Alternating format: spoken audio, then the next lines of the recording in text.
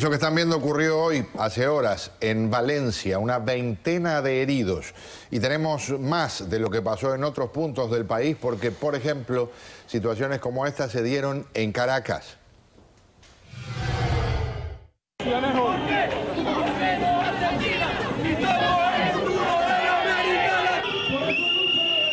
Salen los venezolanos por independencia y por unidad. Por esa razón marcha el movimiento estudiantil, por esa razón integramos a los políticos, a los gremios, a los sindicatos. Por eso hoy Venezuela en pleno grita libertad, grita democracia, grita justicia, grita independencia. Bueno, yo estoy aquí primero porque yo quiero un buen futuro para mí, para mis hermanos que son pequeños, que no se críen en esta Venezuela como está ahorita, que no se consigue absolutamente nada, no somos libres en realidad.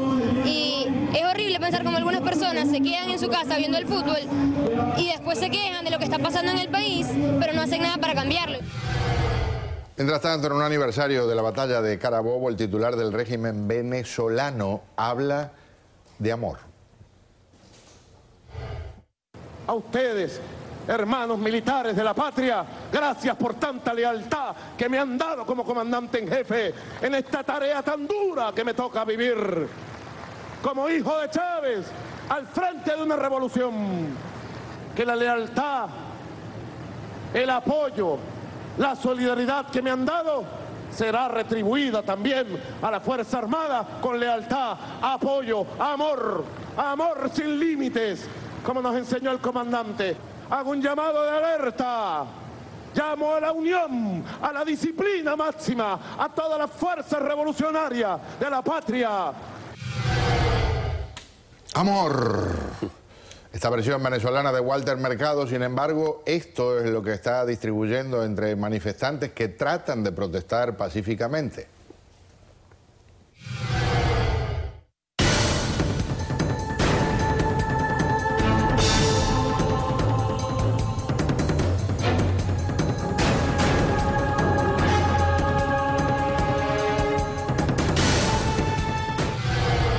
Conmigo aquí en el estudio el señor Horacio Medina, secretario adjunto de la Mesa de Unidad Democrática. Bienvenido, señor. Buenas noches, Pedro. Muchas gracias por esta invitación. Un gran gusto.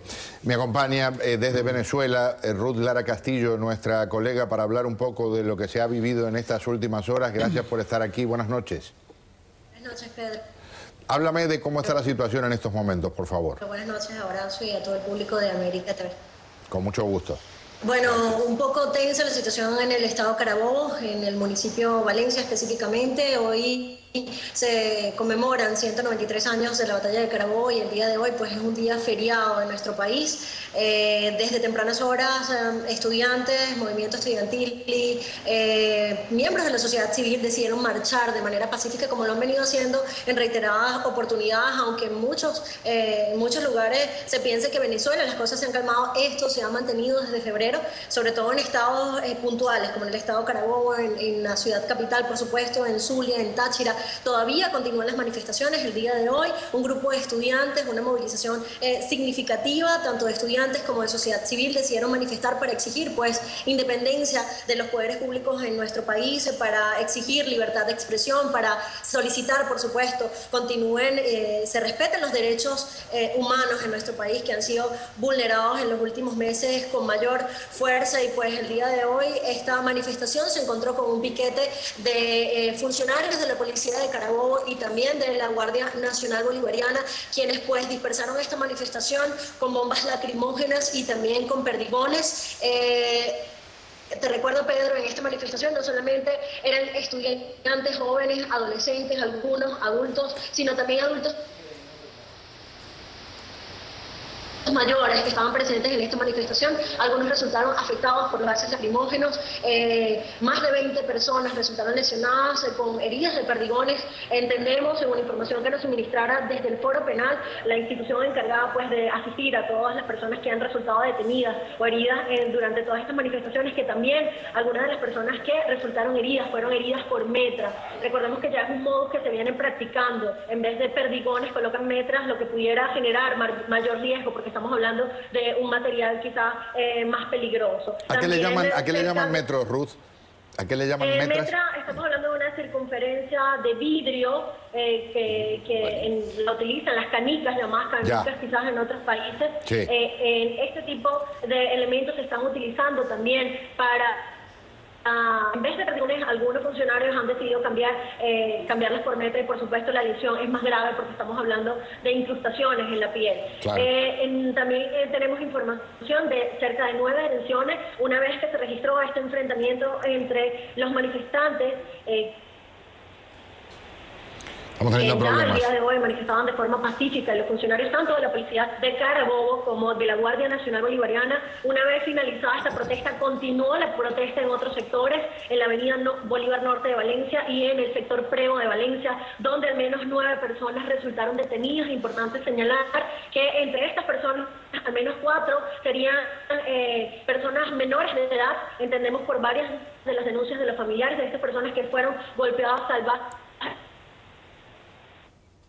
Ahí está Ruth Lara Castillo, estamos teniendo problemas con la comunicación, está reportando desde Valencia, si podemos volveremos con ella, si no estamos súper agradecidos por lo que es su colaboración en una jornada que ha estado, como habrán visto, incendiaria. Horacio, vuelve la represión oficialmente, ¿no? Parecía por unos días que se había calmado un poco el asunto, pero por supuesto ese es el sistema de diálogo que tiene este gobierno. Bueno, quizás no había sido expuesta públicamente desde el punto de vista comunicacional lo que ha venido sucediendo. La represión no ha cesado, al igual que no han cesado las protestas.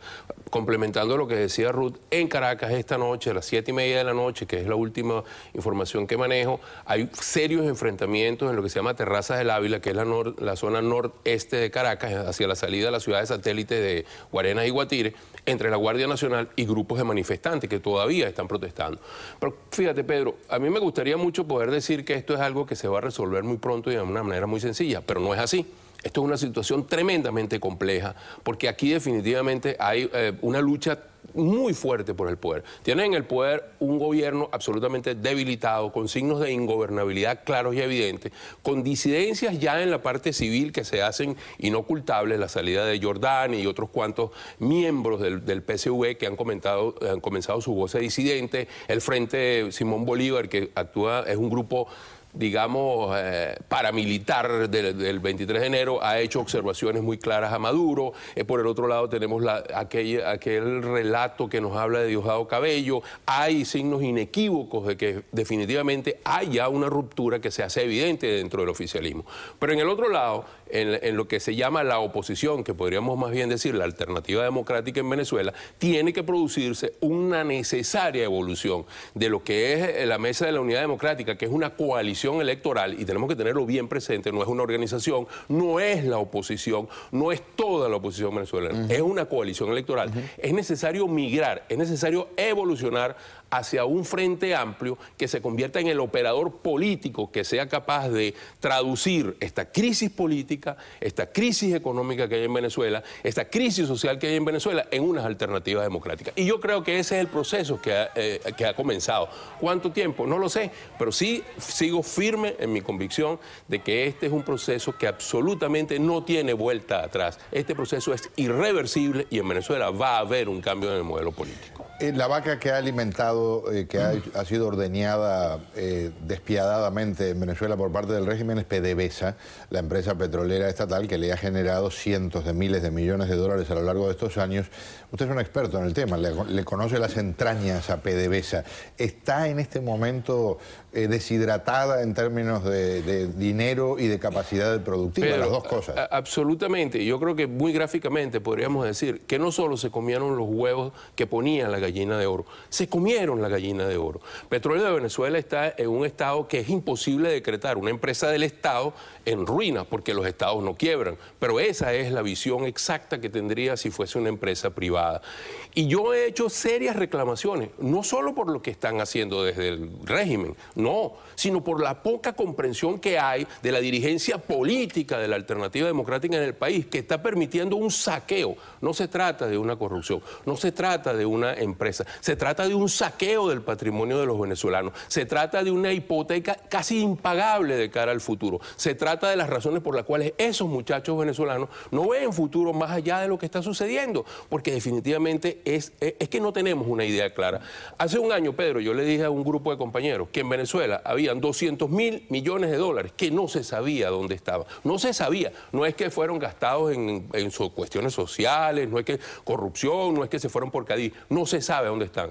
Alguien me corrigió ayer desde Venezuela, y me dijo, no, son 200.000, tú estás equivocado. Son 300.000 millones de dólares que no tienen destino conocido.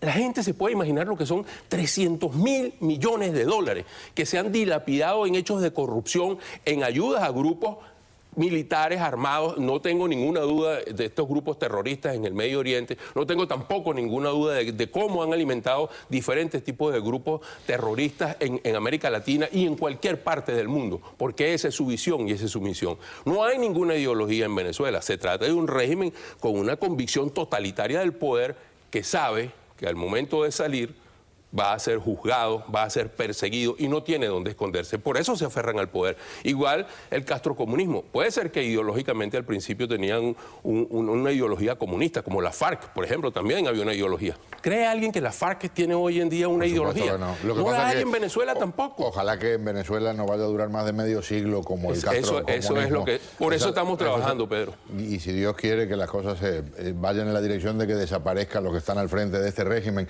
¿Recuerdan cuando el rey Juan Carlos le dijo a Hugo Chávez, ¿por qué no te callas? La Real Academia Española está a punto de decirle eso a Nicolás Maduro. Esta es una de sus últimas hazañas idiomáticas. Joe Biden viene a la región y comete, bueno, el abuso de declarar desde Brasil en contra de Venezuela. Es un abuso, porque él no debe venir a un país vecino, a un país hermano, a vituperiar la democracia. Vituperar. Diga insultar, señor Maduro, si le complica la vida la palabra vituperar, no es vituperiar. Esa es la versión que tiene usted de, vamos a decir, es el equivalente a los colectivos comparado con lo que es un organismo democrático, su forma de expresarse. Como sea, una jornada en que las cosas estuvieron realmente calientes. Le agradezco a nuestra colega Ruth Lara Castillo, que nos acompañó desde Valencia. Perdimos esa conexión vía computadora, pero seguiremos en contacto con ella. Horacio, un placer tenerlo aquí. Muchísimas gracias, muy pero muy amable. Y